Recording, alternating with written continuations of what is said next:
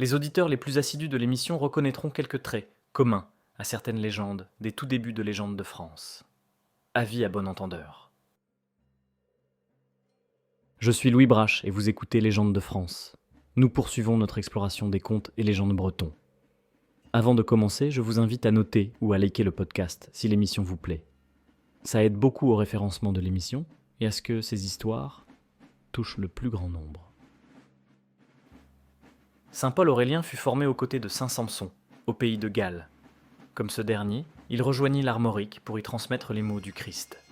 Et comme ses 6 autres comparses évêques, fondateurs de la Bretagne, il réalisa de nombreux miracles dans la terre du Léon. Quand Paul Aurélien arriva sur l'île de Batz, l'endroit était un lieu de terreur. Un dragon ravageait les lieux, son repère étant connu de tous. Le peuple et les autorités étaient paralysés par la peur. Mais Paul n'était pas un soldat. Ou alors, un soldat bien particulier. Il était un serviteur de Dieu. Déterminé à vaincre la créature, il marcha droit vers elle d'un pas ferme. Le monstre, titanesque et hideux, se dressa, prêt à frapper. Ses flammes léchèrent la robe d'évêque de Paul Aurélien. Calmement, ce dernier retira son étole, l'écharpe de son ministère. Fasciné, la bête regardait ce mortel qui ne tremblait pas. Paul Aurélien passa son étole autour du cou du dragon comme un simple licol, puis glissa son bâton dans le nœud. La bête, soudain docile, se laissa conduire. Paul la mena ainsi jusqu'à l'extrémité nord de l'île, à un lieu qu'on appelle encore Toul Ar Sarpan, le trou du serpent.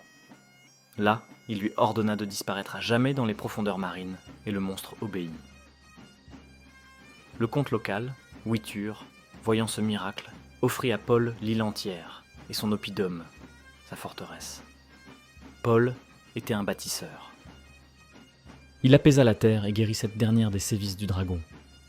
Il multiplia les ruches à partir de quelques abeilles et calma les bêtes sauvages.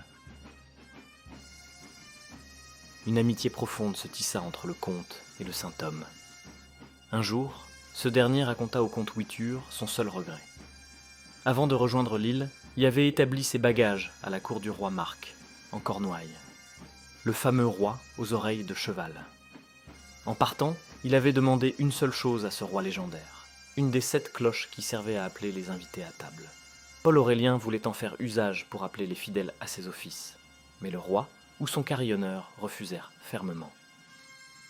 Alors qu'il achevait son histoire, un serviteur entra, chargé de la pêche du jour. D'une main, il tenait un saumon d'une taille étonnante. De l'autre, une cloche merveilleuse, l'anneau ouvert et rongé, couvert de sangsues de mer. Amusé, le comte ordonna qu'on la fasse sonner. En entendant le son, Paul éclata de rire, ce qui surprit le noble. « Pourquoi riez-vous » demanda Witur. « Mais c'est celle-là » répondit Paul. « C'est la cloche dont je te parlais à l'instant. C'est elle que le roi Marc m'a refusée. » Cette cloche n'est pas qu'une légende. Elle existe. C'est le Irglaz, la pièce la plus ancienne du trésor de la cathédrale Saint-Paul Aurélien de Saint-Paul de Léon. Elle est là, usée par le sel et le temps, preuve du passage du saint homme sur cette terre de légende.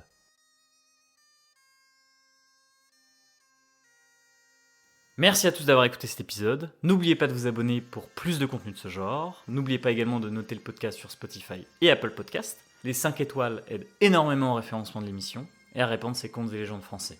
Et si vous voulez faire un geste de plus, vous pouvez partager cet épisode à un ami. À plus tard.